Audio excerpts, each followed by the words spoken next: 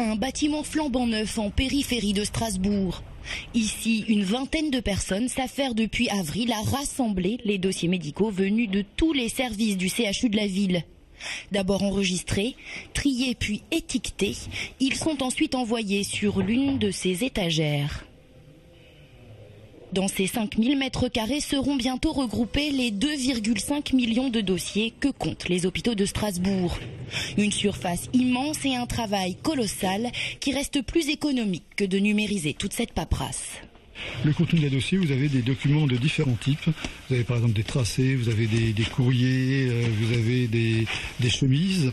Et le travail pour les scanner consisterait en premier lieu à faire le tri, à reclasser tous les documents, à les dégrafer. Et en particulier pour faire le tri de tous ces dossiers, il faut une qualification de secrétariat médical. Il faut connaître le service d'où vient le dossier. Donc il faut une qualification importante et il faut du temps.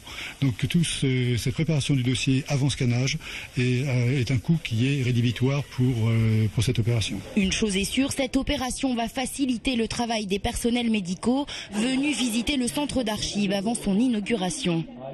Première concernée, les secrétaires médicales.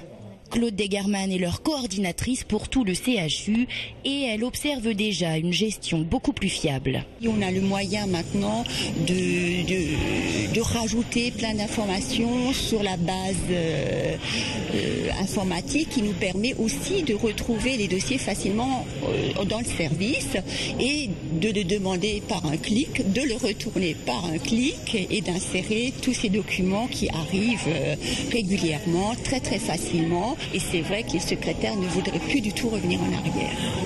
Un loyer de 40 000 € par mois pour ce centre d'archives qui va gérer plus de 1700 mouvements de dossiers par jour. Leur consultation reste exclusivement réservée au personnel de l'hôpital. Aucune donnée ne pourra être communiquée aux particuliers.